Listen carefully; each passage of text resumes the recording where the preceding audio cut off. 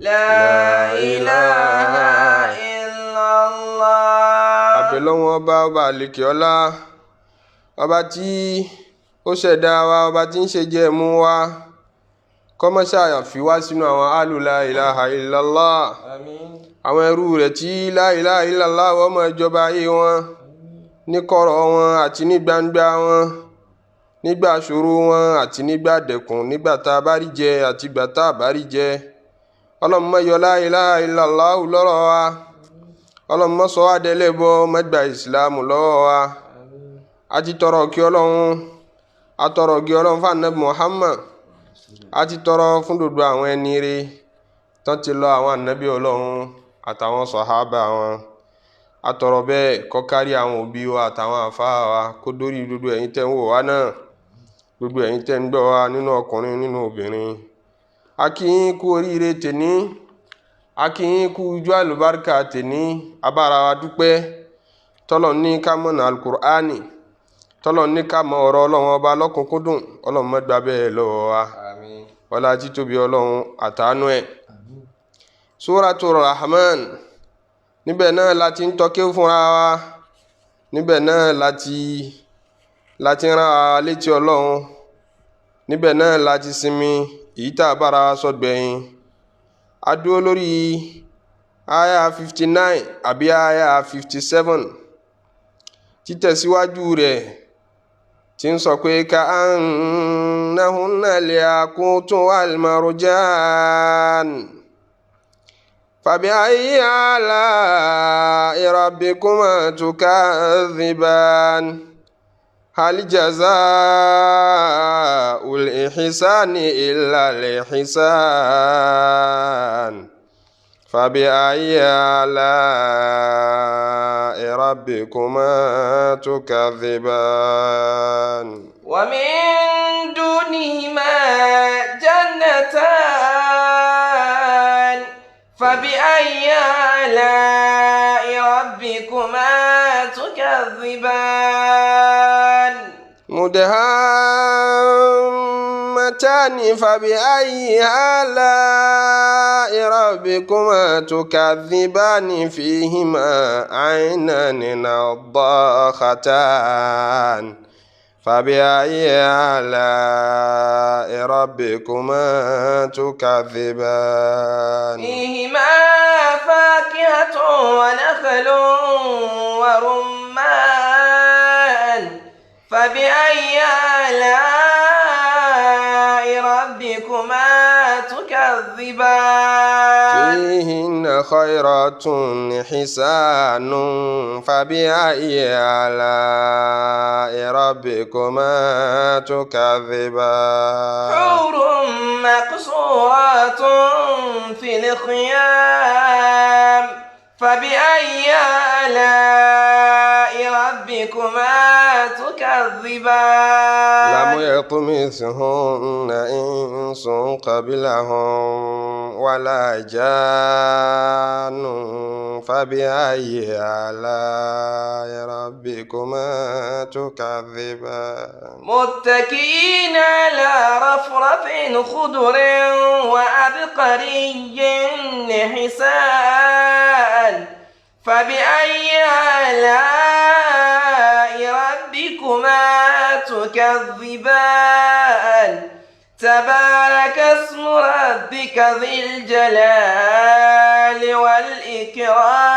والإكرام. Ọlọ́run ọba àlékè ọlá ń ròyìn fún wa ìgbádùn àtìkẹ́ tó palẹ̀ mọ́ fún gbogbo àwọn tí wọ́n bá bẹ̀rù àti bọ́lọ́run rojọ́, àwọn tí wọ́n gbáyé ayé bẹ̀rù, àwọn tí wọ́n gbáyé ìjayà, ọkàn wọn balẹ̀ sí gbogbo àwọn òfin Ọlọ́run ọba, ọkàn wọn fẹ̀dọ̀ lérí òróró bọ́lọ́run lò. Wọ́n ní mùmínì tó bá nígbàgbọ́ nínú Ọlọ́run bó ti yẹ kó gbọ́ Ọlọ́run gbọ́, ya'ishu khaifan, yóò máa gbélé ayé rẹ̀ nínú bẹ̀rù. Bí ó bá sọ̀rọ̀ yóò bẹ̀rù Ọlọ́run, bí ó bá jẹun yóò bẹ̀rù Ọlọ́run, yóò bẹ̀rù lérí ìyàwó rẹ̀, yóò bẹ̀rù lérí ọmọ rẹ̀, yóò máa bẹ̀rù Ọlọ́run lérí gbogbo nǹkan kó dẹ̀ ẹranko, yóò máa bẹ̀rù Ọlọ́run lára wọn. Wọ́n ní raja'u, ìfọkànbalẹ̀ sọ́lọ́run, ìran kan orí Ọlọ́run. Ìgbà tí ó tó yọjú sí mùmínì níjọ́ tó bá fẹ́ fayé lẹ̀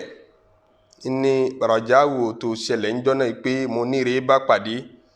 yóò dunnú àti bọ́lọ́run pàdé. Ọlọ́run má ṣe fi wá sínú wọn. Àmín. Khawfu àti rọ̀jáwò mùmínì nù. Ìbẹ̀rù ni ó fi ṣe gbogbo ayé ẹ̀. Tó bá kù sáátà tí ó kù yóò wá di ràjá, yóò wá di ìran kan. Àmọ́ kèfèrí yóò máa bẹ̀rù, yóò máa ní ràjáwò. Abẹ́ni tó bá ya pò kí yóò lo gbogbo ayé rẹ̀ nílò kí l'Ọlọ́run ó ṣe, nílò wípé tí n bá déwájú Ọlọ́run ó ní láti kẹ́mi ni. Ẹni bá gbádùn ayé náà ní gbádùn ọ̀run.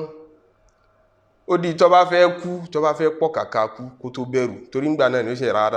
àwọn màláíkà.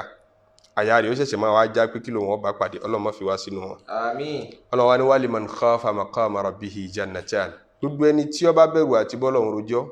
àwọn ìkẹ́ tí mo fẹ́ ṣe fún ni. Àwọn ìkẹ́ ni láwọn ń kà fúnra wa bọ̀. Débi tọ́lọ́run tí wọ́n ń sọ pé ka'annahunna al-yaqutu wal-marjan. فبأي آلاء ربكما تكذبان كأنهن الياقوت والمرجان فبأي آلاء ربكما تكذبان. Ọlọ́run ròyìn àwọn obìnrin tí ó máa jẹ́ ìyàwó fáwọn olùgbàgbọ́ rere nínú àlìjánà. Tọ́lọ́run ó fi dùn wá nínú lọ́hùn. Ọlọ́run ṣe wá lọ́mọ àlìjánà tí ó fi kẹ́ wa, tí ó fi gẹ̀ wá ńbẹ̀. Ìròyìn bí wọ́n ti rí, ìròyìn bí wọ́n ti rẹwà tó ní ka'annahunna al-yaqutu wal-marjan. Àwọn obìnrin náà wọ́n dàbí yákútù. Yákútù ní ìkan nínú àwọn òkúta tá a máa mú jáde látara àpáta. Yó máa tàn mọ̀nàmọ́ná, yó máa dùn rí. Al-yaqutu tó lóyìnbó ń pè ní róbì. Yó máa dùn rí, yó máa dùn wò, yó rẹwà lójú, a máa pọ́n rẹ́súrẹ́sú. Àti mọ̀rìjánù, ìran òkúta kan náà ni mọ̀rìjánù tá a ti sọ fúnra wa sẹ́yìn wípé wọ́n máa mú ní ìsàlẹ̀ odò. Ìsàlẹ̀ odò ní tí máa hù, òun náà máa pọ́n. Ọlọ́run fa àwọn obìnrin àlìjánà wé wọn ń pé bí wọ́n ti rí nù ní, ń pé ẹwà wọn yóò dùn wò, ẹwà wọn yóò ṣojú lọ́yìn, débi wípé ẹni tó bá rí kò ní fẹ́ lọ mọ́. Kò sírú wọn láyé ń bí. Gbogbo obìnrin tá a bá lọ́rẹ̀wà láyé ń bí, ẹwà rẹ̀ àyálò èdè lásán ni. Ẹwà gangan alkiyama láti bá pàdé nínú àlìjánà. Ọlọ́run ṣe wá lọ́mọ àlìjánà. Mo fẹ́ fi píkṣọ gbàtà àmọ́ Yorùbá tó gbé yákútù ńlẹ̀. Yorùbá tó gbé róbì àmọ́ tá a bá fi méjì rẹ̀ hanra wa kò bá dáa. A máa ṣẹ̀ṣẹ̀ ṣàlàyé bó lobìnrin ṣe fẹ́ rí báwọn, torí bó lobìnrin ó ṣe wá pọ́n rẹ́súrẹ́sú tó báwọn. Nígbà tí Ọlọ́run fi obìnrin wé al-yakut, ó fi wé òkúta yakutu, ó sì fi wé òkúta marjanu. Bó ni ẹ̀dámọ̀nìyàn ṣe wá fẹ́ rẹwà tí ó wá dàbí yakutu rẹ̀. Ọ̀nà ìbẹ̀ni tí ó bá dáa mọ̀ bí tí rí ni. Ṣé ẹ mọ̀ bí diamond tó wá jẹ́ red color inú àpáta wọn tí máa ń rí. A ti sọ sẹ́yìn pé ó gbajúmọ̀ láwọn bí àwọn ilẹ̀ Pakistan àti Afghanistan àti bẹ́ẹ̀ bẹ́ẹ̀ lọ. Wọ́n á máa fi ṣòrùka, wọ́n á máa fi ṣe lẹ̀kẹ̀. Bó lobìnrin ṣe fẹ́ pọ́n tó báyìí? Bó ni yóò ṣe make sense tóbìnrin bá pọ́n tó báwọn? Wọ́n á ní bẹ́ẹ̀ ni. Pé ẹwà obìnrin gangan tóbìnrin bá funfun báláwo tó dàbí òyìnbó tó funfun lọ́gbìn, níṣẹ́ ni ó dàbí aláàárẹ̀, ó dàbí aláìsàn. Abẹ́rí ẹwà àwọn ò tún ní dáa tó. Tó bá sì wá dúdú họhọhọ náà, àwa dúdú gan yìí láìkí kóbìnrin dúdú jù. Láwàtá dúdú gẹ́gẹ́ kì í tún dùn mọ́ wa kí obìnrin ó dúdú jù. Yóò wà láàrin méjì, wọ́n dùn rí. Ẹ rí pé táwọn obìnrin bá ń ṣe foundation tó máa ń ṣe tó máa kùn sójú wọn, tó bá tún dọwọ́ àárín kan bí wọ́n á fi pípọ́n kan sí. Yakutu wal-marjanu nù. Olúwa ń precise bẹ́wà obìnrin àlìjẹ́nà ó ṣe rí fún wa. Ó ń describe ẹ̀ lọ́nà tí ó wà very precise, lọ́nà tí ó ṣe rí even though a lè gbọ́ yé náà tó ti bẹ́ẹ̀. tó rá rí inú hadith anabi sallallahu alaihi wasallam tí wọ́n lá anabi sọ pé àwọn obìnrin tí ń bẹ ní àlìjẹ́nà ẹ mọ̀ wo nǹkan ò tẹ́ fi mọ̀ pé ìṣẹ̀dá mi entirely ni àwa gan ó tún wa dá gbàtà bá débẹ̀. Bí biology ara wa bí ṣe ń ṣiṣẹ́ láyé ń bì kò ní jẹ́ bí ó ṣe máa ṣiṣẹ́ mọ́ lálkìyámà. wọ́n lá anabi sallallahu alaihi wasallam ní obìnrin àlìjẹ́nà ẹ máa rí gbogbo egungun wọn, ẹ máa rí tẹ́ ó bá ṣí ẹsẹ̀ ẹlẹ̀ fún yín gbogbo awọ àtẹran yẹn wà transparent àfi bí glasses àfi bí irú níta fi hàn ra wa yìí tẹ́ pé bóun náà ṣe bí diamond ṣe mọ́ transparent tí ó dàbí ìgò nu ẹsẹ̀ rẹ̀ ó dàbí ìgò ẹ máa rí gbogbo egungun ẹ máa rí ti ń bẹ nínú egungun báyìí tí ń túmọ̀ sí pé ìṣẹ̀dá mi entirely kò dọ bí ìṣẹ̀dá mọ̀nìyàn ṣe máa rí. àwọn èèyàn náà àtọkùnrin wa àtobìnrin wa tọ́lọ̀ sí wa lọ́mọ àlìjẹ́nà tá a bá bára wa ń bẹ̀ wọ́n ní odò oúnjẹ tá a bá jẹ ẹnìkan béèrè pé a tún máa tọ́ílẹ̀tì lálìjẹ́nà ni wọ́n náà Nabi sallallahu alaihi wasallam ní rárá o oògùn lásán ni oògùn ni ó mọ̀ dúdú ẹ̀ jáde. ṣe mọ̀ pé body system wa ti change, ara wa ti yí padà, ọpọlọ wa náà ti yí padà. àwọn obìnrin máa wá béèrè pé ẹdún náà gbọ́n tẹ̀ ń sọ yìí benefit ọkùnrin nìkan ni kí lè rè tà wá àjọ kírun láyé ni àjọ gbààwẹ̀ láyé ni àjọ ṣe wàhálà ni àwa ṣe wàhálà àwa dálì jẹ́nà ẹ̀yin ọkùnrin wá ń kóbìnrin fẹ́yìn ọkùnrin kí náà fẹ́ kó fáwọn obìnrin. ìdáhùn ni pé open ended offer lọ́lọ́run fẹ́ fóbìnrin, offer tí ò ní limit lọ́lọ́run fẹ́ fẹ́yìn obìnrin lálì jẹ́nà. ọlọ́run mọ́ta ṣe yín lọ́mọ àlì jẹ́nà. àmín. bó ni ó ṣe ṣe ni pé ọlọ́run sọ nínú al-Qur'an ni pé lahum fiha ma yasha'un wa ladayna mazid. tọ́mọ àlì jẹ́nà bá rà àlì jẹ́nà wọ̀ gbogbo nǹkan bá fẹ́ pápátálá ọ̀fà wọn. so ọ̀rọ̀ obìnrin dàbí ẹni tá a fún ní open check ni àti sign ẹ̀ in fact a fi déètì sí àti open ẹ̀ pé undated check nípa ọ̀yá lọ́kọ̀ déètì ìjọ tó bá wù wọ́n láti lọ́ọ́ fi gbowó báńkì èyí tó bá sì wù wọ́n láti kọ síbẹ̀ ní ọkọ̀ síbẹ̀ lahum fiha ma yasha'una wa ladayna mazid. kò wá ní sóbìnrin tí ó béèrè ọkùnrin méjì nítorí àmọ̀ bẹ́ẹ̀ ni pé wà náà záná mọ́ fi sùdúrì hìmíngílé ní ó ti ṣẹlẹ̀ a ti fọgbá àyà ìrokúrò tó lè múbìnrin rò pé èmi náà nídìí ọkùnrin 5 mo nídìí ọkùnrin 10 tí ọmọ bá mi sùn papọ̀ lẹ́ẹ̀kan náà in tó gbé sọ́kàn láyé tó wọ̀n ọ̀kà sí ìrokúrò òun ọba àdìjọ́ àkìyàmọ̀ nígbà tá a bá wọnú àlìjẹ́nà ọlọ́run ní wà náà záná mọ́ fi sùdúrì hìmíngílé àti fọ́bírè ní kálukú ìdọ̀tí ti kúrò ńbẹ̀ kò sí ìrokúrò ńbẹ̀ mọ́ in tó bá dáa jù ní ó béèrè ikhwanana ala sururin mutaqabilin gbogbo tóbìnrin bá béèrè àwọn ọ̀fà rẹ̀ àdéhùn ọlọ́run ń pé lahum fiha ma yasha'una wa ladayna anything wọ́n tún béèrè lọ́wọ́ máa àlìjẹ́nà pé kílẹ̀ tún fẹ́ débi tí kálukú sọ pé àmọ́ tá a tún fẹ́ mọ́ àárín tá a tún fẹ́ mọ́ ọlọ́run tó wá ní mo tún lé ní tí mo fẹ́ fún yín mo fẹ́ kẹ́ ẹ máa rí mi mo fẹ́ kẹ́ ẹ máa wojú mi ọlọ́run mọ́ ṣàfi wá sínú kẹ́. ka'annahunna al-yaqutu wal-marjan. àwọn obìnrin tó bá rí àwọn obìnrin àlìjẹ́nà tí wọ́n máa jọ́ máa àlìjẹ́nà tí wọ́n sì máa jẹ́ ìyàwó fáwọn mùmínì lálìjẹ́nà ka'annahunna al-yaqutu wọ́n dà gẹ́gẹ́ bí òkúta yakutu àti marujan àtòkúta marujanu. فبأي آلاء ربكما تكذبان. ẹ̀yin èèyàn àtàlìjẹ̀nú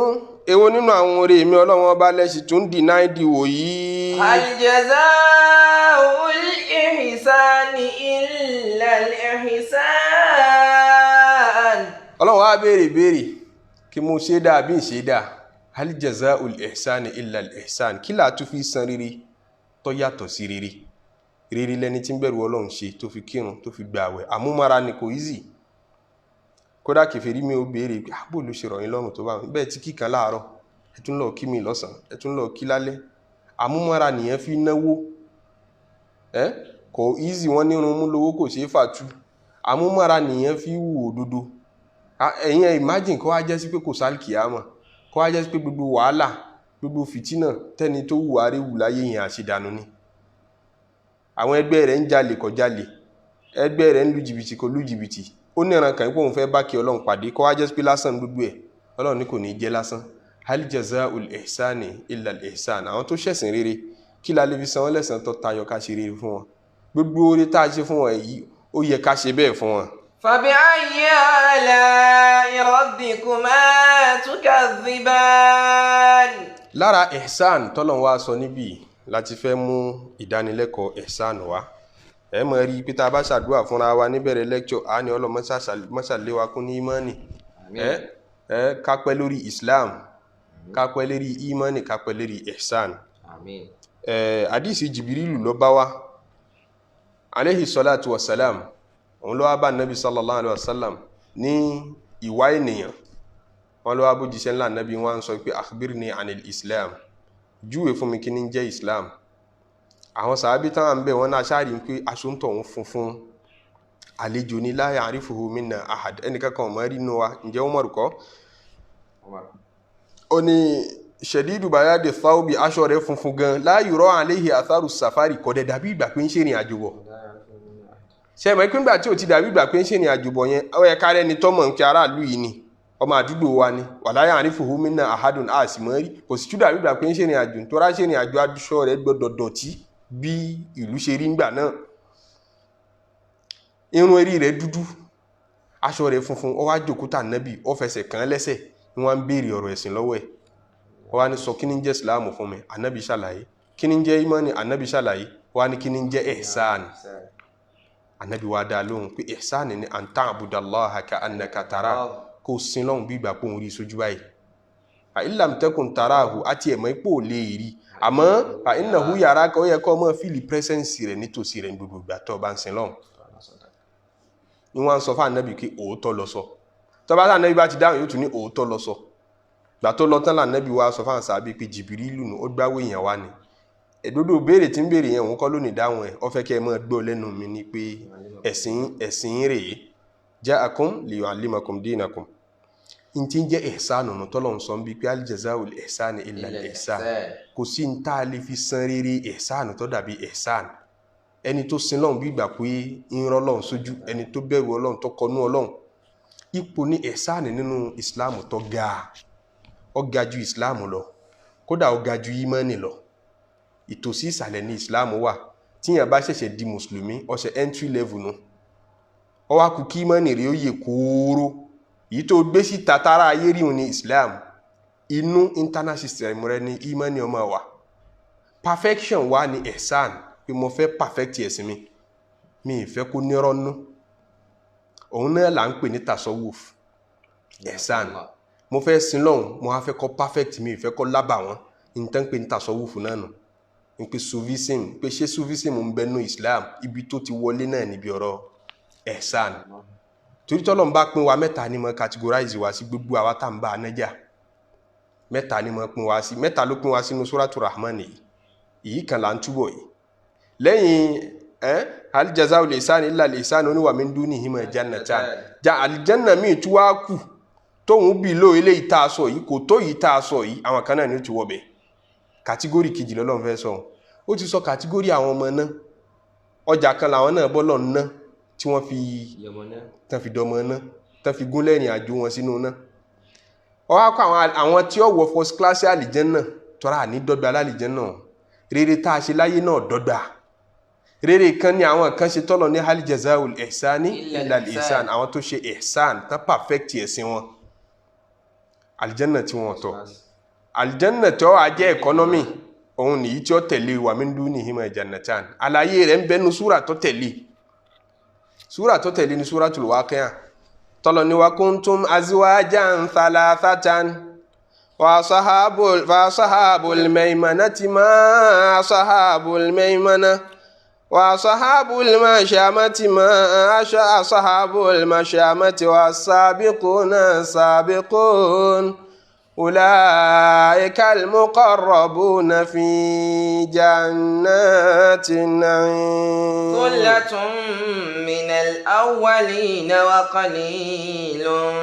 minal akhirin. Ọlọ́run ní tó bá dijọ́ kan yìí ẹ máa jẹ́ segment mẹ́ta ẹ máa jẹ́ group mẹ́ta category mẹ́ta máa pín yín sí asahabul maimana àwọn tó bá jẹ́ asahabul maimana àwọn ará ọ̀tún àwọn ẹni rere nu tí wọ́n gba tírà wọn pẹ̀lú ọwọ́ ọ̀tún. ما أصحاب الميمنة àwọn ará ọ̀tún nù wa sahabul mash'amati وأصحاب المشأمة àwọn kan tí ó tẹ̀lé wọn ní position àwọn below wọn òun làwọn ashabul mash'ama àwọn ará òsì àwọn ẹni ibi nù àwọn tó gbáyé ba ilẹ̀ jẹ́ àwọn tó jẹ́ kèfèrí àwọn tí ò sin lọ́hùn ẹni tí ò kírun ibi táwọn wà nù. والسابقون السابقون. Ọlọ́run wa nígbà tá sahabu shimali wà ń bí àwọn wọn wà sálẹ̀ pátápátá àwọn wọn wọ̀ náà ashabul yamini wà lókè wọn àwọn kan ń bẹ lókè pátápátá báyìí as-sabiquna as-sabiqun àwọn ní first class. أولئك المقربون في جنات النعيم. àwọn tó wà lókè pátápátá àwọn Ọlọ́run ní àwọn ní muqarrabun àwọn làwọn tá a fà súnmọ́ tòsí Ọlọ́run wọ́n súnmọ́ Ọlọ́run pẹ́kípẹ́kí àwọn ní àwọn ẹni Ọlọ́run tímọ́tímọ́ fi jannati na'im aljanna onídẹ̀ra wọn wọ̀ wọ́n wá ń sọ pé thullatun minal awwalin àwọn tá a fẹ́ ròyìn yìí wọ́n pọ̀ nínú àwọn aṣáájú ọ̀pọ̀lọpọ̀ wọn àwọn tó ti sin Ọlọ́run ṣáájú ni wọ́n wa qalilun minal akhirin. àwọn tí ń sin Ọlọ́run gbẹ̀yìngbẹ̀yìn tán dé gbẹ̀yìngbẹ̀yìn yìí wọ́n ó ṣe yálà ya wàhálà kan tó rí birari wọ̀bẹ̀ ẹni tí ó ṣẹ̀mí lọ́wọ́ gbẹ̀yìn táwa wà yìí tí ó wà ríbi lépa báwọn first class yìí ó kéré Ọlọ́run ló sọ bẹ́ẹ̀ nínú Al-Qur'ani o pé yóò kéré ọ̀pọ̀lọpọ̀ ohun àwọn tó ti sin Ọlọ́run ṣáájú ni àwọn tó jẹ ìyà wọ́n dáná sun ẹlòmíì láàyè nítorí Islam àwọn ashabul ukhdud wọ́n dáná yá wọn ni wọ́n kó wọn sínú kòtò wọ́n gbẹ́ kòtò giriho wọ́n wá kó wọn síbẹ̀ ọba àlùjọ náà ó kó wọn sínú kòtò láàyè ó sì dá iná sí ó sì dáná mọ́ wọn bẹ́ẹ̀ tọ́lọ́ ní kutila ashabul ukhdud annari dhatil waqud idh hum alayha qu'ud tẹ́lẹ̀ rí anábì pìtàn nígbà táwọn sàábí ń kérora pé wàhálà yìí pọ̀ ibi yìí pọ̀ anábì ní wàhálà mélòó lẹ ṣe àwọn tó ṣáájú yín bẹnu wọn tí ó gba ìsìláàmù tí ó ti torí Ọlọ́run òun gbọ́ Ọlọ́run lẹ́yọ̀ kan wọn ò fẹ́ sin òòṣà mọ́ ọba àlú àwọn olórí olóòṣà wọ́n dẹ̀ gbé wọ́n dẹ̀ máa fa awọ ara rẹ̀ láàyè báyìí wọ́n máa ya awọ rẹ̀ báyìí anábì pìtàn bẹ́ẹ̀ ń bẹ́ẹ̀ náà anábì Ọlọ́run tí wọ́n pa ń bẹ́ẹ̀ náà àwọn tó jíṣẹ́ Ọlọ́run tán dà láàmú àtàwọn bẹ́ẹ̀ bẹ́ẹ̀ lọ́lọ́run fi ní àwọn muqarrabin wọ́n ti ṣiṣẹ́ ṣáájú sullatun minal awwalin ọ̀pọ̀lọpọ̀ nínú àwọn tó ti lọ wọ́n wà àwọn tá à ń dé gbẹ̀yìn tí wòkúwò wá pọ̀ tí gbọ́kúgbọ́ wá pọ̀ ìsọkúsọ wá pọ̀ yìí ẹ̀ṣẹ̀ ń rọrùn fáwa sí láti ṣe Ọlọ́run ń difficult fún wa láti sìn sí yóò difficult fún wa láti rí ibi ráríwọ àwùjọ àwọn muqarrabin.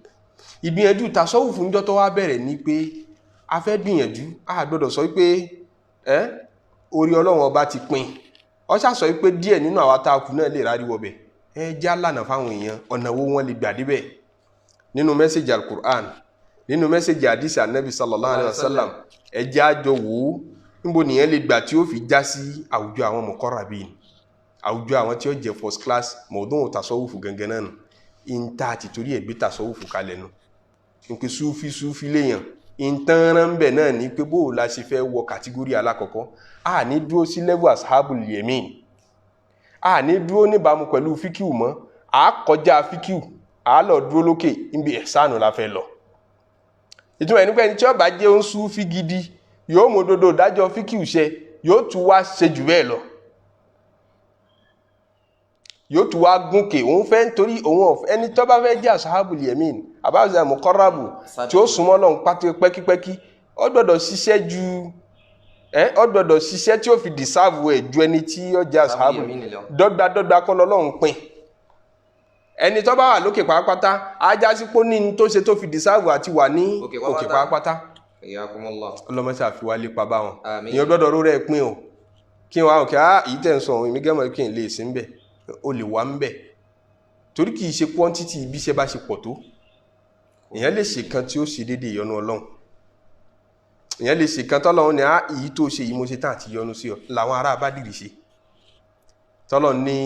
ẹ̀ẹ́ta Nabi sallallahu alaihi wasallam ní wa qala a'malu ma shi'tum fa inni qad ghafartu lakum Ànábì ní ẹnìkan màmàdájú la'alla Allaha qad ittala'a ala ahli Badr bóyá Ọlọ́run ti rí gbogbo ń tára Bádìrì ó ṣe lẹ́yìn ojú ogun Bádìrì tí wọ́n jagun tán ṣe wàhálà fọ́lọ́run wàhálà tán ṣe ń jọ́nà àtogun tán jà ń jọ́nà Ọlọ́run kúkú ti mọ tí wọ́n gbáyé wọn ṣe tí wọ́n fi kú nínú ẹ̀ṣẹ̀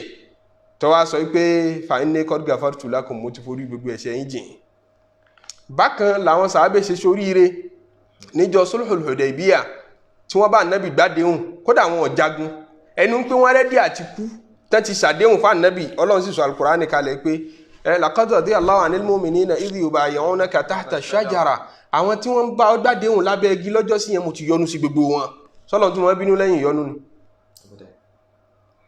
ìbínú rẹ̀ ò tún ní dé lẹ́yìn ìyọ́nú mọ́ ó ti yọ́nú sí wọn al-Qur'ani ló sọ bẹ́ẹ̀ báwọn ṣe sórí ire yẹn tán fi lépa bá àwọn muqarrabin ọ̀nà yìí ò tí tó fi lépa bá àwọn first class ọ̀nà yìí ò tí tí ó jẹ́ àmọ́ bẹ́ẹ̀ ni pé Ọlọ́run sọ nínú Suratul Isra'i kan nínú wa ma kana ata'u rabbika mahdhura orí èmi Ọlọ́run ọba kìí ṣe wọ ẹnìkan Ọlọ́run lè ṣe fún wọn náà ó lè ṣe fẹ́mi náà láwá gbé tasawufu lé lérí ń pé ọjà tó fẹ́ bọ́lọ́run náà kọ́ yàtọ̀ sọ́jà tí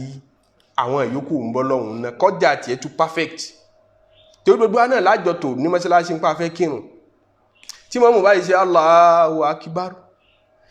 ó di tí mọ́mù bá sálámọ̀ kọ́pọ̀lọpọ̀ wá tó rántí pé so ìrun mú ń kí látẹ̀kan máìdì rẹ̀ ti sọ̀kalẹ̀ sí ṣọ́pù ẹ̀ tó bá jẹ́ ìyàwó ọkàn rẹ̀ ti sọ̀kalẹ̀ sí ọ̀dọ̀ ọkọ rẹ̀ tọkọ ti sọ̀kalẹ̀ sọ́dọ̀ ìyàwó ẹ̀ àti ronú lọ gbáà gbogbo ń tàn rò lọ gbáà yẹn náà nǹkan ayé ni nǹkan tí ò ní pè wá tó bá dijọ́ àkìyàmọ́ ni wọ́gún sálámọ̀ ń dá mi ó bira ìpín sínú mú kí nítorí Ọlọ́run ìṣẹ́jú kan níbẹ̀ báyìí kódà sẹ́kọ́ndì níbẹ̀ báyìí ẹlòmí ò ní spẹ́ndì ẹ̀ pẹ̀lú Ọlọ́run tí ọmọ ìpín kò sọ́kàn mi níbi ìrun tí mo kí rárá nínú fíkìwò ó ti kírun o ìrun rẹ̀ lálàáfíà o àmọ́ nínú tasawuf ìrun rẹ̀ lálàáfíà ntí dífẹ́ǹsì ti mẹ́mẹ́ nù nínú fíkìwò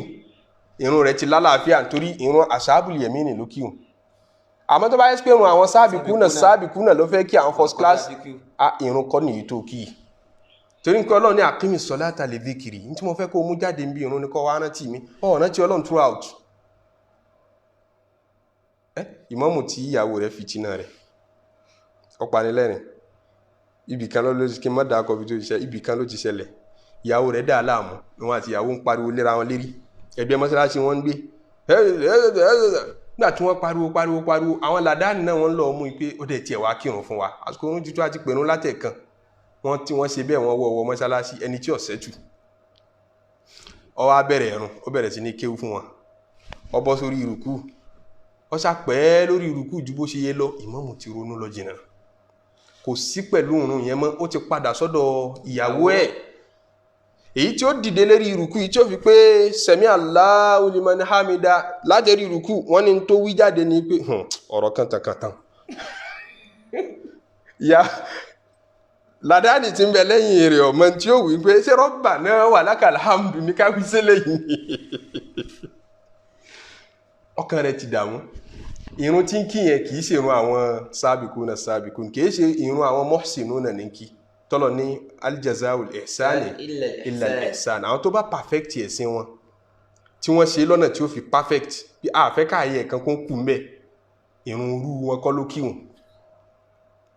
ẹgbẹ́ abáwọn pé ìdájọ́ fíkíù táwọn bá sọ kí ní bàánú jẹ́ fún àwọn ẹ̀ní sọ pé kọ́kàn rẹ mọ́ sí lérí ìrun kò ní sínú mubtilatu salati àkódà àwọn tún fọ́rọ̀ wọn rùṣẹ̀ rí pé Umar ibn al-Khattab radiyallahu ta'ala anhu ń sọ níjọ́ kan pé ọ̀pọ̀lọpọ̀ àwọn opinion tá mú wá fún yìí tá fi ń govern yìí ń bẹ́ẹ̀ tẹ́ pórí ìrun ní àti mọ́ ronú kan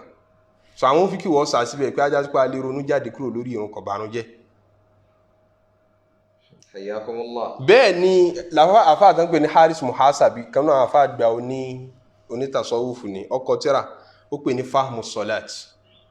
understanding ìrun understanding salat bó ló ṣe yẹ kó kírun lọ́nà tí ó perfect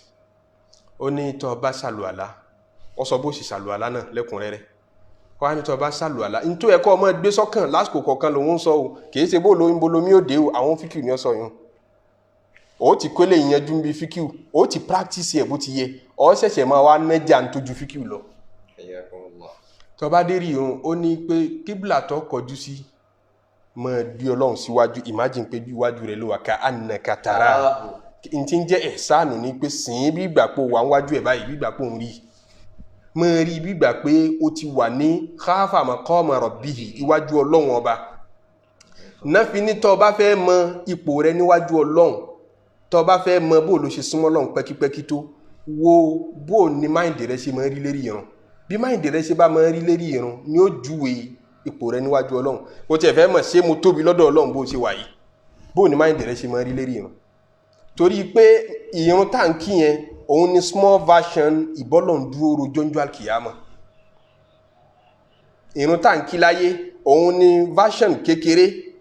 ìrísí kékeré fún bó láṣẹ dúró níwájú Ọlọ́run rojọ́ tó bá dúró alkiyama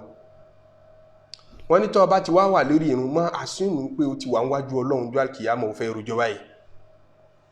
wá mọ́ imagine pé aljanna ń bẹ lápò ọ̀tún rẹ̀ ọmọ sọ rí bẹ́ẹ̀ wọ àbò ní rí bẹ́ẹ̀ wọ mọ́ imagine pé iná ń bẹ lápò òsì rẹ̀ ọmọ sọ wọbẹ̀ àbò ní wọbẹ̀ mọ́ wá imagine pé ojú olókè àsìrátì ọmọ sí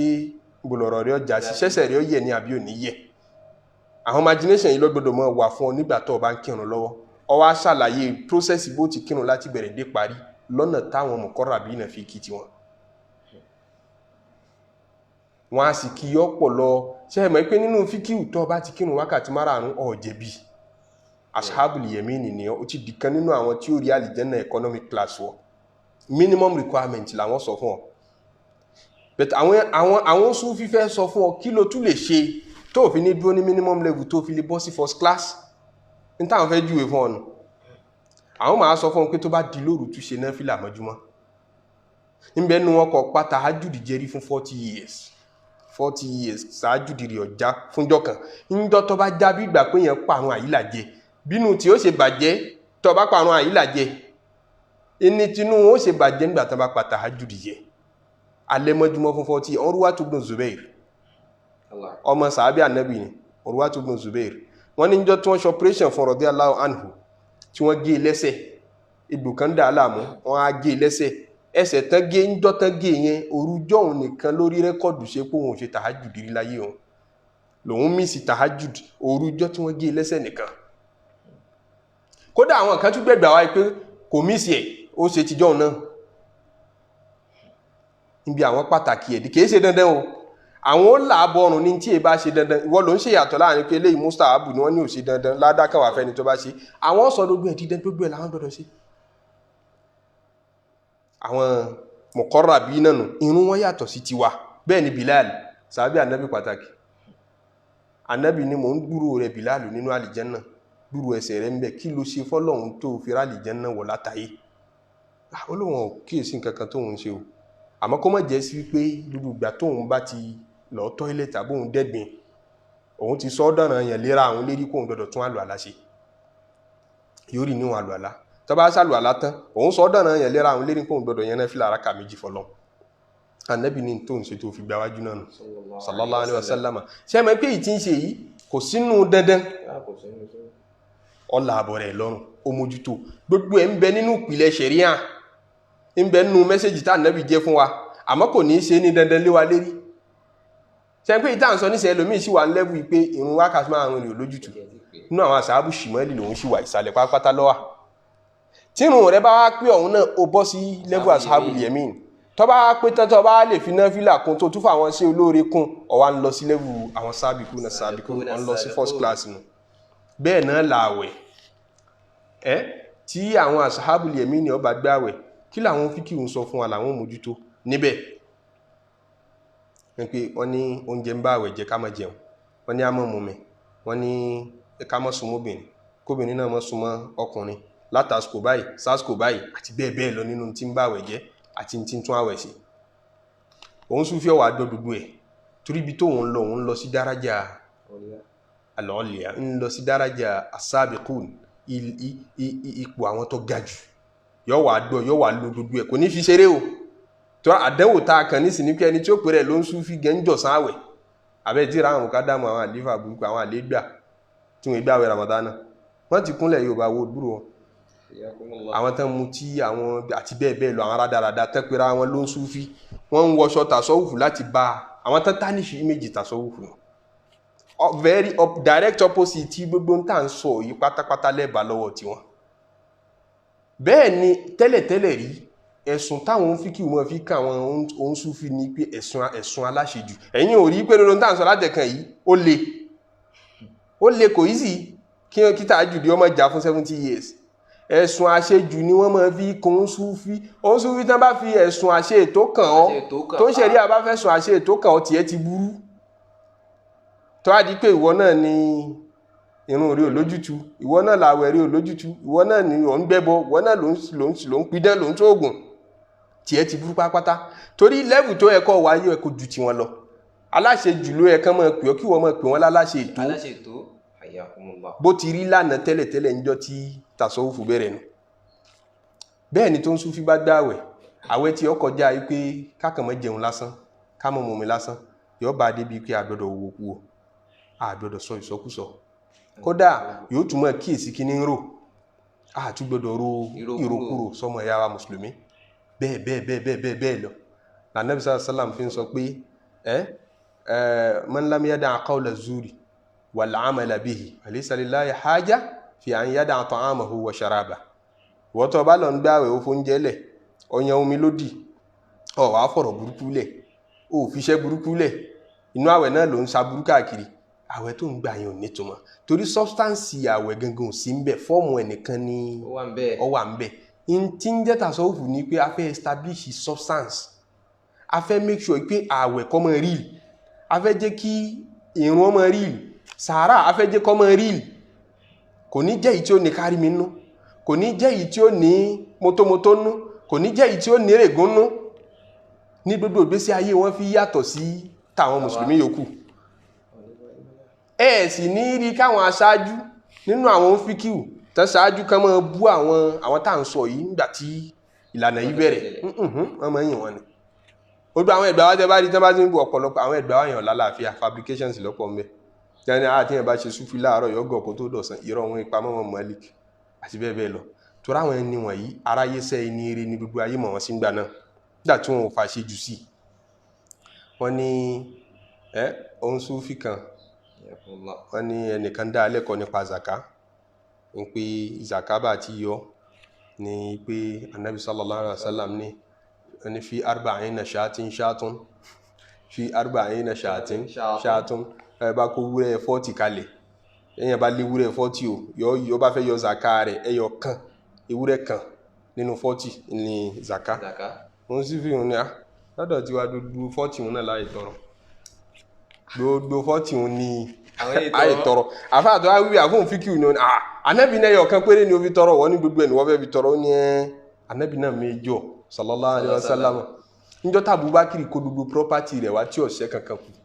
Ànábì ò reject rẹ̀ níjọ́ náà sallallahu alaihi wasallam. Ṣé bá Ànábì yìí náà sallallahu alaihi wasallam ṣe bí ó tọrẹ àánú débi pé aṣọ ọrùn rẹ̀ kò sáṣọ lọ́rùn rẹ̀ níjọ́ kan.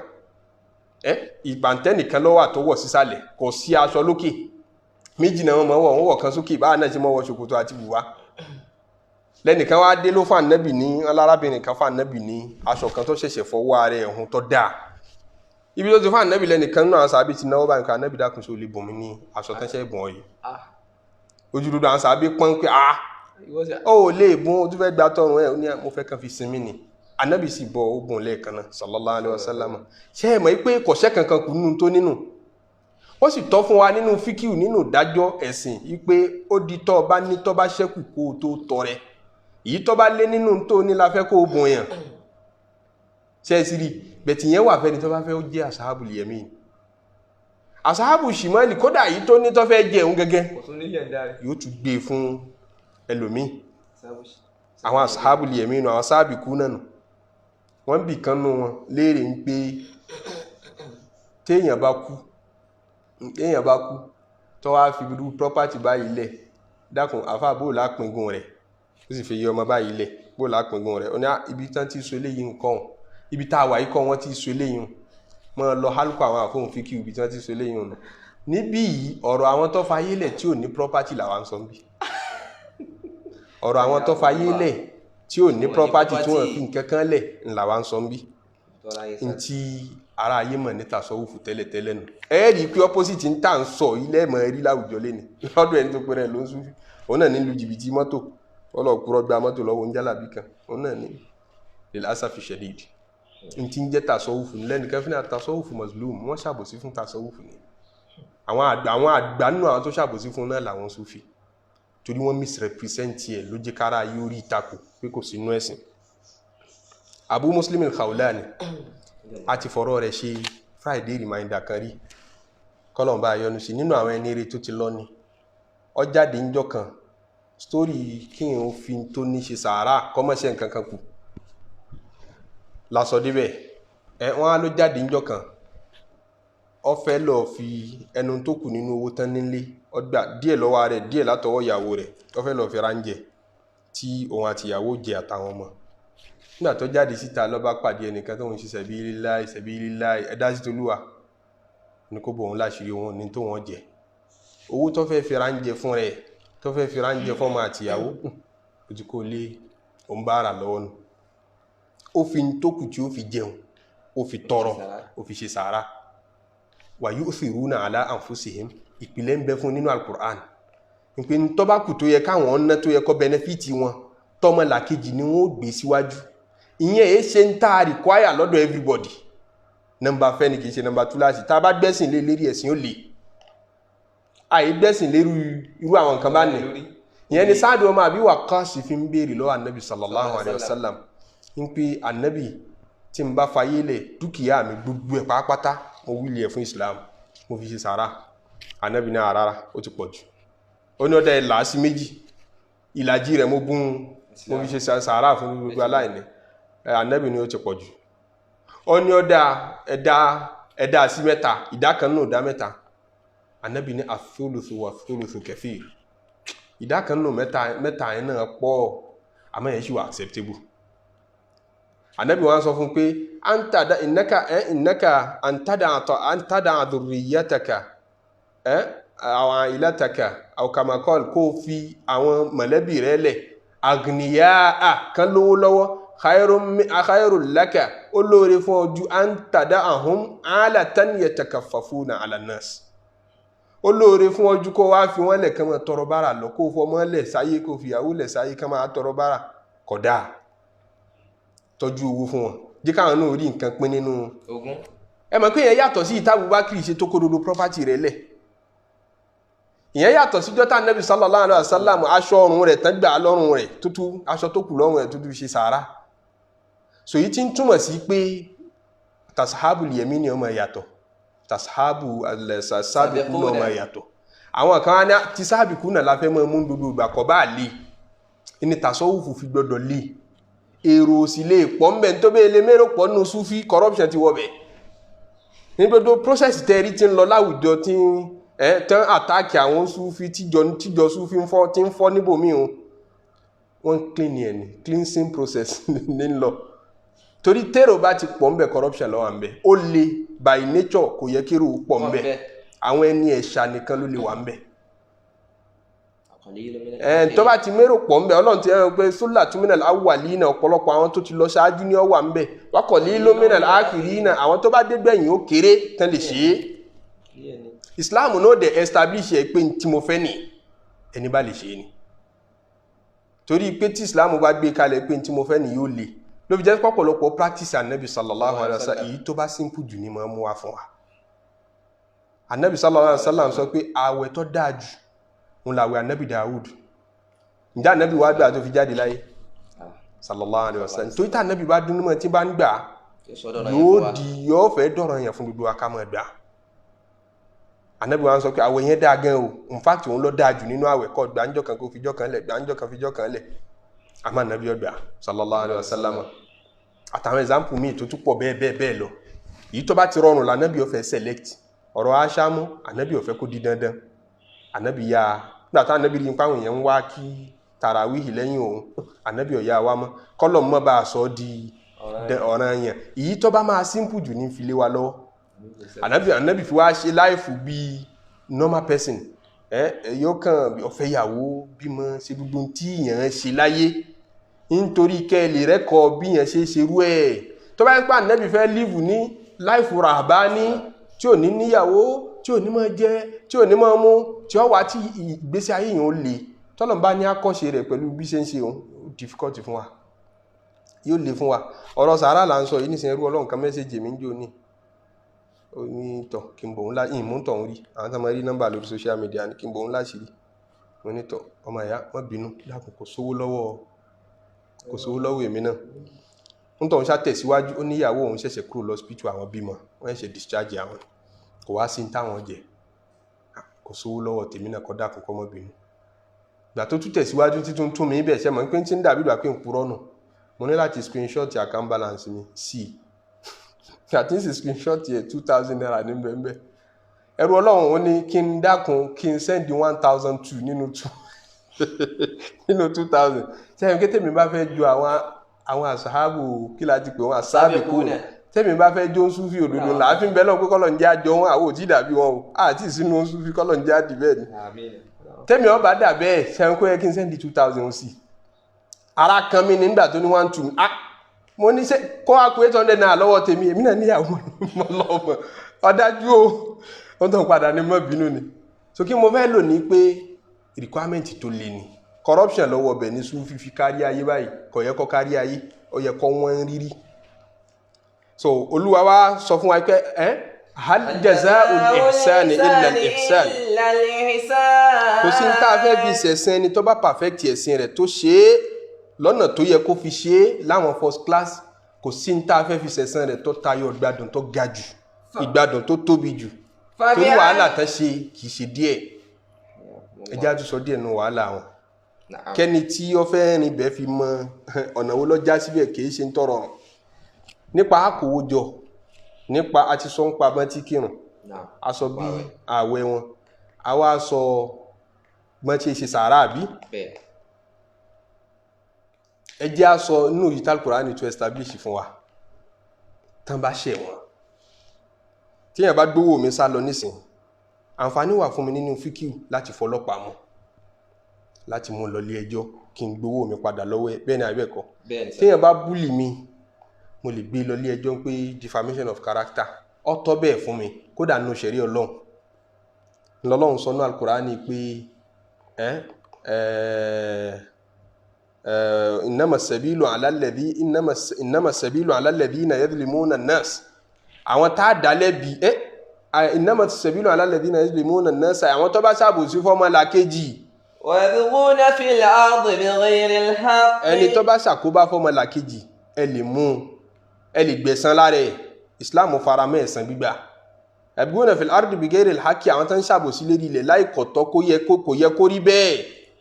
ulaika lahum adhabun alim ulaika lahum adhabun alim àwọn tó bá rí bẹ́ẹ̀ wọ́n jí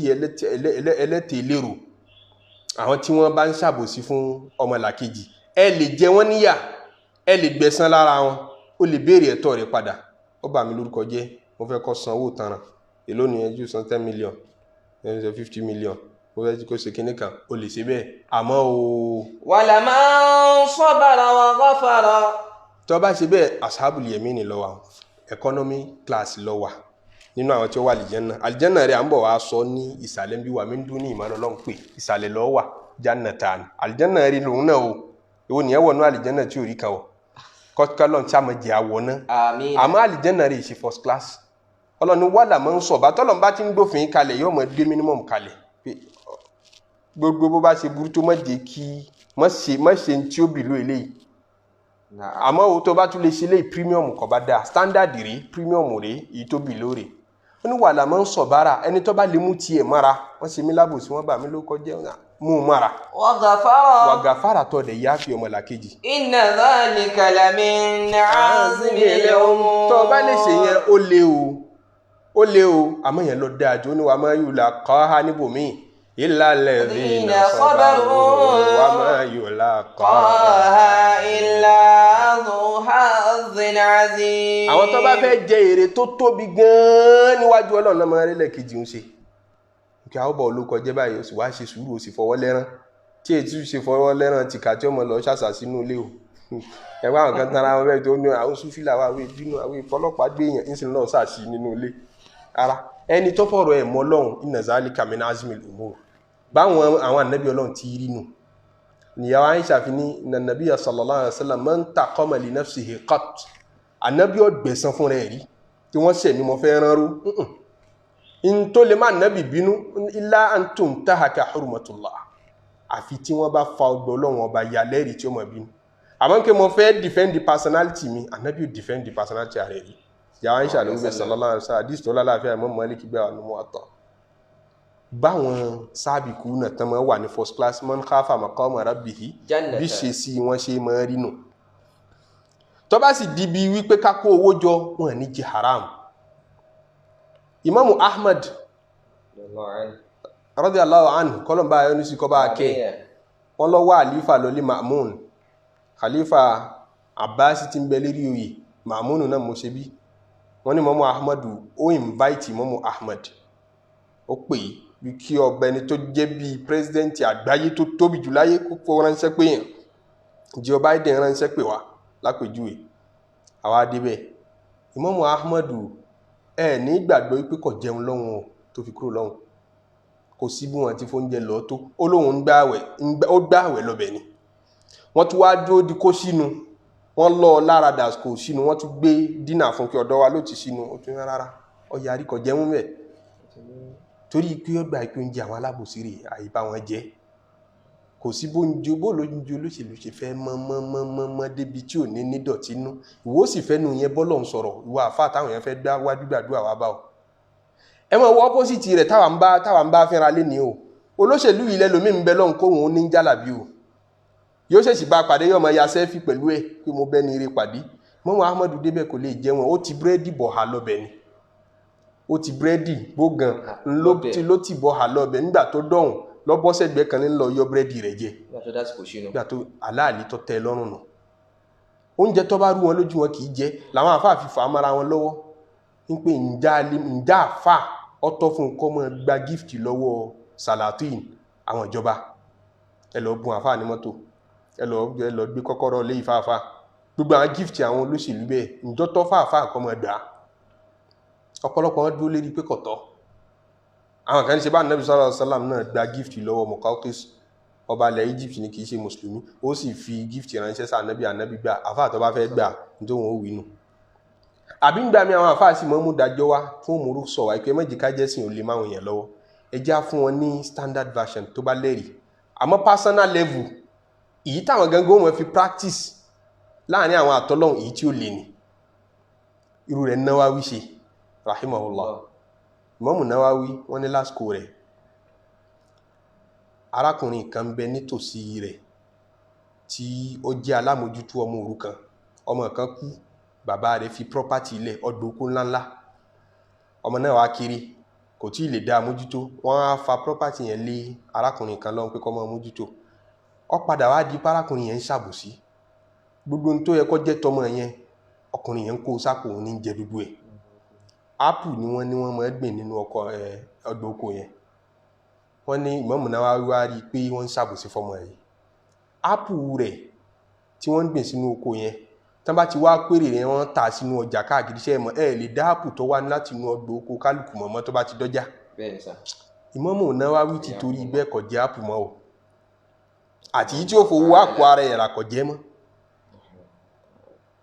kò ní kọ̀ yẹn sínú tẹ́ràfíkì fáwà tọrọ mọ̀ pé kìí ṣe tí Islam ó ti le jù Islam ò béèrè yìí lọ́wọ́ àwa tá a lẹ̀ àmọ́ personal practice wọn nù wọ́n máa ṣọ́ra lẹ́ẹ̀fì dọ́dọ̀ wọn ni wọ́n fi sọ̀rọ̀ fún yín làdúrà yẹn gbà lẹ́ẹ̀kan náà tọ́ra sọ̀kalẹ̀ ànábì ni tó sọ fún Sa'd ọmọ Abi Waqqas pé àtibmọ̀tà àmọ́kà tẹ̀kún mujaba da'wa jẹ́ kí n tọ́ ọmọ ẹjẹ́ ọmọ ọmọ ò ní bọ́lọ̀ sọ̀rọ̀ kọ́mọ́dọ̀ Imam Nawawi ti torí ẹ̀kọ́ jẹ́ àpò wọn á níjọ́ kan olówó kan wá ń sọ fún ọmọ ọ̀dọ̀ rẹ̀ ẹrú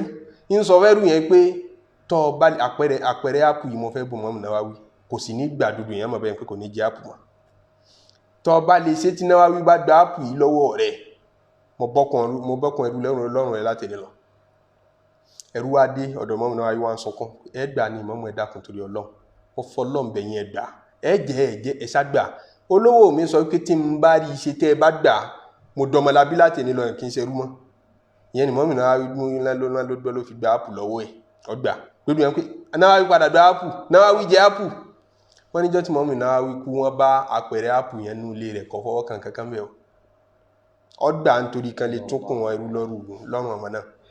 báwọn aṣáájú wa ṣe rínu láàfin rí wọn lébá lọ́lọ́run fi ní sullatun minal awwalin yóò pọ̀ nínú àwọn aṣáájú àmọ́ wa qalilun minal akhirin. Abu Hanifa ta Nu'man àfóhùn fíkìú ni àáfà tó gbajúmọ̀ àfúnbẹ̀rù Ọlọ́run tí wọ́n bá fọwọ́ kọ fíkìú fún wa wọ́n kọ ìtú simple fún wa ọmọ ìpọlẹ̀ ni wa àmọ́ tẹ́ bá ti ń gbé láì fún wọn yẹ̀wò lẹ́mọ̀ọ́mọ́ ewu gẹ́gẹ́ làwọn náà ń practice tán fi ń súnmọ́ lọ à ń sọ̀rọ̀ ẹ̀sánù náà ìsánù la sọ débẹ̀ pé à ń ta àbúdà Allaha ka'annaka tarahu ìgbìyànjú yẹn làwọn Sufi ń gbìyànjú àti ṣe pé ẹ má jẹ́ kíkì ní ìyọ̀ parẹ́ ẹ má jẹ́ kó parẹ́ ẹ má kọ́kàn wọn bá lé kí yòrò ayé má bá gbáhùn yẹn lọ Imamu Abu Hanifa wọ́n ní ó jẹ́ ẹnìkan jẹ́ ní gbèsè ẹnìkan yáwó lọ́wọ́ ẹ̀ kò wá kì í sanwó Abu Hanifa wa ń lọ ńjọ́ kan ó wá kọjá ní àdúgbò ẹni tí ó yáwó lọ́wọ́ rẹ̀ òrùn jọ́nà wà lágbára òrùn jọ́nà pọ̀ àwọn èèyàn pé Imam ẹ̀ sì já ògiri fẹ́ǹsì ẹni tó yáwó lọ́wọ́ Abu Hanifa ó wà níbòjì wọ́n pè ẹ̀já sinmi lábẹ́ ìbòjì Abu Hanifa ní tẹ́ bá fẹ́ sinmi ẹ sinmi ńbẹ̀ mi ò lè sinmi ńbẹ̀ kí ló dé nígbà tí ó ṣàlàyé àṣẹ́ni tó nílé yáwó lọ́wọ́ Abu Hanifa Abu Hanifa wa ń sọ pé ó yáwó lọ́wọ́ mi kò dẹ̀ tí ì san òfin Islam ní pé kullu qardin jarra naf'an fahuwa riba ọba yáyàn lówó tó wá ń gba benefit kan lórí owó tó yá yẹn ó ti gba rìbá tó bá stipulate ẹ̀ ní o ṣe ń párákùnrin yóò stipulate condition yìí Imam Abu Hanifa ò stipulate ẹ̀ kìí ṣe rìbá gẹ́gẹ́ bí òfin fíkíù Abu Hanifa tún ṣàṣàjẹ́ yín ń sá fún kóhun ó tún kọlu Ọlọ́run ọba níbi kọ́wọ́n wá lọ mọ́ gbatẹ́gùn mọ́ benefit lára ògiri ń tọ̀hún tóhun dẹ̀ ti lówó tóhun yá ìwà yá lówó tún mọ́ benefit lára ògiri rẹ̀ ó ti dàbí rìbá nítorí ẹ̀ ọ̀sẹ̀kù nínú ọ̀rùn kò gba benefit ìbòjì ìyẹn ti le jù àmọ́ bó ti wá le tó yẹn ọ lẹ́sàn níwájú Ọlọ́run àwọn sáàbìkúnà nùtọ́lọ̀ ní ulaika al-muqarrabun arábìnrin kan ọlọ́wà bá Imamu Ahmad ọmọ Hanbal ọwá béèrè ó ní Imamu Ahmad ilé wa ìtòsí government house ni wọ́n ń gbé arábìnrin yẹn ń jẹ́ àbúrò fún Ma'ruful Karhi afáàdùn Sufi tó gbajúmọ̀ ní Ma'ruful Karhi lásìkò Imamu Ahmad àbí kó sì jẹ́ Hatimul Asam ìkànnà àméjèèjì ìrántí mọ́ wọ́n á ní sísítà rẹ̀ wá béèrè lọ́wọ́ Imamu Ahmad ẹ̀yin làáfà wa ẹ dákun ìmọ̀ ń hun ṣọta ẹ̀yìn tó bá di lóru ńgbà míì tí mo nídìí òye iná government house àwọn ìjọba iná tán sí ibẹ̀ òye rẹ̀ ní mọ́ fi hun aṣọ ìjálàálì laṣọ tí ń hun owó tí n bá tà owó tí n bá rí ń bẹ̀ ìjálàálì ni dọ́tọ́ kí n mọ́ jẹ́ tó ráwọn ìjọba tí ń fi náà wọ́n hun sọ ìyá alábòsí ni wọ́n owó olówó wọn ń jẹ ń bẹ̀ pọ̀lọpọ̀ ń tẹ́ ń jẹ kìí ṣàlàálì kí mọ́ wá lo náà wọ́n fi hun sọ ìjọ́tọ́ fún mi bẹ́ẹ̀ mọ́ Muhammadu ń béèrè lọ́wọ́ mọ́ Muhammadu bẹ́ẹ̀ mọ́ Muhammadu gbọ́ béèrè mọ́ kò sẹ́ni tó lè béèrè ìbéèrè ní gbogbo Iraki tó tayọ mọ̀lẹ́bí Ma'rufu ó gbọ́dọ̀ jẹ́ mọ̀lẹ́bí Ma'rufu bóòlù ti jẹ́ oní sísítà Ma'rufu Karhi ni mí àwọn zudu aráyé sá ni wọ́n bí tàṣọ́wùfù ṣe rí tẹ́lẹ̀ nù wọn kó tó dìdàkudà mọ́ alọ́ o opposite ní kéèsì lẹ́ni o àfóhùn Sufi unfortunately nílẹ̀ Yorùbá lè ní òun ní ó ṣẹ̀ṣẹ̀ lé yín lárí tẹ́ fi wá ayé nígbà tó rí èèyàn tí ń gbàárù látàárọ̀ dalẹ́ lọ́jà tó wá ṣe bẹ́ẹ̀ wá kàn gbọ́ wá sí tiẹ̀ lọ́wọ́ ọ̀rọ̀lẹ́ àbọ̀ wá gbọ́ ní wíkẹ̀ndì tó tún wá ń sọ fún un pé kó sáré kí tó bá ìran mẹ́ta ètò sí irọ́ ni o tẹ̀ bá mọ solution ètò sí kí ló ń sọ fún kó tún ṣe sábà bí rere ìwó ló fẹ́ fi ṣiṣẹ́ eré tí ò tí ìṣẹ́ tó ṣe wàhálà tó ṣe adúrún tó ṣe ń sọ fún pé kó wá haramu nù kò ní làmọ́lẹ̀ ẹnu bí ó ṣe ibi tí ó wì mọ́ náà nù àfáàlẹ̀ Yorùbá lẹ́gbọ́ lẹ́ni tí ó pèrè lóhun tí ó wé láwà ní tasọ́wùfù yóò sì dáṣà tasọ́wùfù bóra òun ni ó mọ̀ sọ fáwọn èèyàn pé kò sí ti ń jẹ́ zúdù òun gẹ́gẹ́ ni ó bìlítù zúdù definition tasọ́wùfù náà sì ní zúdù fẹ̀kan bọ́ táìtù tasọ́wùfù yẹn lọ́rùn kó tó sọ ìtọ́ fẹ́ sọ ibi wọn kó bá tasọ́wùfù dénú unfortunately lẹ́ni ìyẹn ló jẹ́ ká fẹ́ eléyìí lójú níwọ̀nba Ọlọ́run wá sọ wípé al-jazā'ul ihsāni illā al-ihsān alā'i rabbikumā tukazzibān. kò sí ní tá a fẹ́ fi san gbogbo àwọn tó bá ṣe ẹ̀sìn wọn lọ́nà tó dáa jùlọ wọ́n sá fún gbogbo ààyè wọ́n sá fún gbogbo ẹ̀ṣẹ̀ wọ́n sá fún gbogbo àbùkù wọ́n sá fún tó lè dàárín àwọn àtọmọlàkejì rú wọ́n sá fún tó lè dàárín àwọn àtọlọ́wọ́n bá rú àwọn tó bá ṣe bẹ́ẹ̀ kò sí tí mo fẹ́ san wọ́n lẹ́san tí mo fẹ́ fi san wọ́n lẹ́san tó tayọ rere máa tọ́jú àwọn náà mọ́ kí mo tọ́jú àwọn fàbí ayyi ala'i rabbikuma tukadhiban ẹ̀yin èèyàn àtàlìjẹnú kí lẹ tún fẹ́ kí n ṣe lóore tí n tí ì ṣe. wa min dunihima jannatan. àlìjẹ́nà táwa ròyìn látàárọ̀ yìí tá ń ròyìn bọ̀ láti ìjẹ ẹjọ́ yìí min dunihima jannatani ẹni tí ó bá tiẹ̀ rí lè níwọ̀ bóyá kò lè ṣe wàhálà yìí ìjẹkújẹ tí ó ti kó sí lọ́fun gbìyànjú èyí tá a fẹ́ jù èyí kọ́ mọ́ tiẹ̀ forú rẹ̀ min dunihima jannatani àlìjẹ́nà kan tó ń bẹ tó tún bí ló rẹ̀ o kìí ṣe jannatani gẹ́gẹ́ bí àwọn àlàyé tá a ṣe ní ìjẹjọ kìí ṣe àlìjẹ́nà méjì àlìjẹ́nà tó tóbi ẹyọ kan àmọ́ nígbà tó tóbi tọ́fẹ̀ lẹ́sìkẹ́ bẹ́ẹ̀ wọ̀ tún bẹ́ẹ̀ wò sí òun náà lẹ́ẹ̀mọ́ rí ọjọ́ dàbí méjì gẹ́gẹ́ bí èdè Lárúbáwá tán wọn lórú ẹ̀ bẹ́ẹ̀ Ọlọ́run ní fàbí ayé rabbikuma tukadhiban. lálìjẹ́nà méjì tí òun tí ọmọ jẹ́ táwọn ẹni rẹ̀ wọ́n kírun wọn déédéé wọ́n gbààwẹ̀ déédéé àwọn náà ṣe dodo ń tá a béèrè lọ́wọ́ wọn àwọn nǹkan tá a wulẹ̀ béèrè àbáwọn nǹkan tí a sọ pé ní tó bá lè ṣe é ní kó ṣe é agbára tí wọn ká àmọ́ àwọn èyí tá a sọ pé dandan ni wọ́n gbìyànjú láti ṣe dúdú ẹ̀ àwọn tó bá ṣe bẹ́ẹ̀ àlìjẹ́nà tí wọ́n wọ̀ mudihamatani àlìjẹ́nà gbádùn lòun náà mudihamatani òun náà green àyè tó bá green tí ọ̀tún ẹmọ kí ibi tó bá green dáadáa ìtumọ̀ ẹni pé òjò tó rẹ́gúlà ń rọ̀ mbẹ̀ wẹ́dà abẹ́ asábà mọ́ cool ibi tó bá cool tó bá green ni wọ́n pè bẹ́ẹ̀ mudihamatani àlìjẹ́nà táwọn náà wọ̀ yóò dùn ún rí àwọn náà mọ̀ ẹgbádùn mbẹ̀. Fabi ayyi ala'i rabbikuma tukadhiban. èwo nínú oore Ọlọ́run ọba lẹ́fẹ́ pè nírọ́. Fihima 'aynani naddaqatan. àlìjẹ́nà táwọn ẹni eré tá ń sọ yìí náà máa wọ̀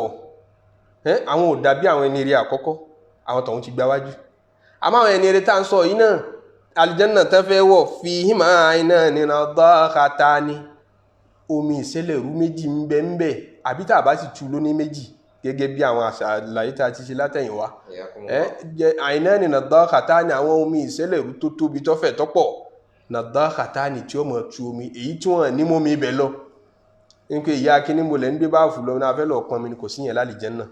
kò sí ti ń jẹ́ lack of water omi tó mọ́ omi tí ó ṣàlàáfíà lóore ń bẹ. Fabi ayyi ala'i rabbikuma tukadhiban. ìmánì tí wọn ò tó tàwọn aṣáájú ìmánì tí wọn ò tó tàwọn ẹni àná àmọ́ àwọn náà gbìyànjú wọn ṣáà ti ẹ̀ ṣẹbọ sọ́lọ́run nígbà tọ́rẹ̀ ọlọ́spítù ológun àwọn kan bẹ nínú àwọn tó sin lọ́hùn ṣáájú àwọn tá à ń sọ pé first class wọn kódà àwọn tún lè mọ́ lóògùn ìyẹn àwọn àṣẹ́sìn náà nù eléyìí ti le jù ńlọ́lọ́wọ̀n fi ṣe ní dandan fún wa anabi sallallahu alaihi wasallam sọ pé àwọn kan wà àlìjẹ́nà nínú ìjọ mi 70,000 wọ́n sì ní 70,000 ó kè kò mí ní nọ́mbà ó lè pọ̀ jù bẹ́ẹ̀ lọ dẹ̀tí tó bá ti pọ̀ gan ládùúgbò ní 70,000 yẹn ni pé thousands èèyàn ní ọwọ́ àlìjẹ́nà nínú ìjọ mi bìgẹ́rì hisab àwọn ò ní dààmú tá bá fẹ́ bọ́lọ̀ ṣe ṣírò wọn ní fìtínà tá bá fẹ́ bọ́lọ̀ ṣe ṣírò wọn àwọn sàábí wọn béèrè pé àwọn wo ni kí wọ́n ṣe táwa náà lè mọ̀ sí ànábì ní àwọn tó ṣe pé láìsẹ̀rùkùn wọn ní ẹ ṣe rúkìá fáwọn wọn kì í ṣe rúkìá ìtẹ́fì mọ̀ pé ìyàtọ̀ a máa wà láàrin best practice àti minimum standard practice ní kí ànábì sallallahu alaihi wasallam tó ní àwọn tí wọ́n wà àlìjẹ́nà láì ṣe ìṣirò wọn kì í ṣe rúkìá òun náà ló ní wọn ṣe rúkìá fáwọn ọmọ Jábìrù níjọ́ tí àwọn ọmọ yẹn tọrẹ wọn àwọn kéékèèké wọn á gbẹ ànábì wọn sọ fẹ́ni tí ń tọ́jú wọn kí ayé ṣe táwọn ọmọ gbẹ báyìí ó ló dà pé àwọn olójú ibú ni wọ́n ń wò wọn ànábì ní ẹ ṣe rúkìá fún wọn ànábì advice kí wọ́n ṣe rúkìá ànábì gan fún rẹ̀ lóògùn gẹ́gẹ́ bí ìyá tí àwọn Aisha sọ pé nígbà tí odó ń dé bá ànábì sallallahu alaihi wasallam àwọn doctors ń wá tọ́jú ànábì wọ́n dá lóògùn ìyá Aisha níbẹ̀ lòun ti mọ̀ ọ̀pọ̀lọpọ̀ tó ń mọ̀ pọ̀ ogun ànábì dá sáàdù ọmọ àbí wàkásì ní oògùn pé kọ́lọ̀ bá dókítọ̀ ṣe é mọ̀ pé sallallahu alaihi wasallam ó sẹ́ẹ̀tì òfin tó easy fún wa àmọ́ tóun ti bẹ́ẹ̀ ó fàyè ilẹ̀ fẹ́ni tó bá fẹ́ exercise ìgbàgbọ́ tó ga jù òun súnfì kan wọ́n sọ fún kí àìsàn tí ń ṣe ọ́ yìí ó ṣe wá sọ fọ́lọ́n kó mú kúrò ó sọ pé kéfà ìṣìkú ìlàtọ̀ bí ìyá mọ́ bí wálẹ̀ rí bí àsọ́ọ̀bà ní mi ń tọ́ bí kéfà ashku bó mo ti fẹ́ máa complain ìlàtọ̀ bíbí àlọ́sọ́dọ̀ dókítà mi mọ̀ bí n ti ń ṣe mí wàlẹ̀bí bí n ti dẹ̀ ń ṣe mí yìí àsọ́ọ̀bà ní mi tọ́ bíbí dókítà mi náà ló fàìsàn yìí kàn mí ọlọ́run náà ló fi kíní ìkàn mí ṣé tí n bá tún sọ fún kó mú kúrò ṣé n sọ fún pé kò tẹ́ mi lọ́rùn kọ́hùn ibi lẹ́wù táwọn lọ́nà wọn ní lóògùn ni mo fi ń sọ pé n tó ń fi kíwú lè sọ ń pa wọn ní pé wọ́n láṣẹ jù tí wọ́n bá ti fẹ̀sùn àṣẹ tó kẹ̀ ẹ́ ó ń súnfí ọmọ tó ń ṣe ní o ó ti dà sí àbùsùmọ́ọ̀lì ọ̀nà rẹ̀ ti dìn ó ti wà ń sàlẹ̀ pátápátá ṣé ó ń súnfí lóye káìsì máa sọ fún nísìnyí pé mọ́sọ́gùn ogun tó jálá àlígan àwọn súnfí àánú èlò ká tó wá pé ogun ẹbọ ogun síhìrù àti ṣáwázà ogun dán ṣé ti rí pé kíní ó ti di opposite pátápátá so ọlọ́run wá ń sọ pé wàmíndù ní hìmọ̀ jannatan aljanna tó bì lò tàwọn ẹni ìṣáájú àǹfààní sì wà fún wọ́tọ̀ bá lè lé àwọn ẹni ànábá láti gbìyànjú àti wọ̀bẹ̀ mòdè hámọ̀tá ní ibẹ̀ green ó dùn rí ìṣẹ̀lẹ̀ ru omi ń bẹ ń bẹ ẹ ní láàkí omi bẹ báwọ̀ bẹ̀ fi máa fa kí a tó wà náà lọ èso eríṣiríṣi ń bẹ ń bẹ nàkálù ń bẹ ń bẹ igi làbídùn bẹ́ẹ̀ pé lágbára bùkátà làbídùn púpọ̀ ọlọ́run wá sọ fún kí ìyẹn náà ń bẹ́ẹ̀ èyí táwa náà bá bùkátà ńlẹ̀ Yorùbá èyí tó nífẹ̀ẹ́ jù òun náà ń bẹ́ẹ̀ wọ́rù mọ́ ní èso rúmọ́ọ̀nì kí wọ́n ń pè é léèbó pomegranate tí mọ́ pọ́n báyìí àwọn kan mọ́ júùsì ẹ̀ tí mọ́ dùn dáadáa báyìí lárúbáwá fẹ́ràn ẹ̀ gan ọlọ́run ní gbogbo tẹ́ fẹ́ràn gbàdùn gbogbo ẹ̀ ní bẹ́ẹ̀. Fabi ayyi ala'i rabbikuma tukadhiban. ọlọ́run máa ṣàṣìwá lọ́mọ àlìjánnà ọlọ́mọ ṣàṣìwá lọ́mọ àlìjánnà àmín ọlọ́mọ ṣàṣìwá lọ́mọ àlìjánnà àmín gbogbo aláwọ̀bánú ọlọ́run pàdé àmín gbogbo aláwọ̀bánú ọlọ́run pàdé àmín àwọn ọkùnrin ọbánú ọlọ́run pàdé àmín ẹ̀yin obìnrin ọbánú ọlọ́run pàdé àmín àwọn ọmọdé ọbánú ọlọ́run pàdé àmín àwọn alàgbà ọbánú ọlọ́run pàdé àmín ربنا تقبل منا إنك أنت السميع العليم àmín وتب علينا يا مولانا إنك أنت التواب الرحيم واهدنا فقنا إلى الحق وإلى الطريق المستقيم سبحان ربك رب العزة عما يصفون وسلام على المرسلين والحمد لله رب العالمين.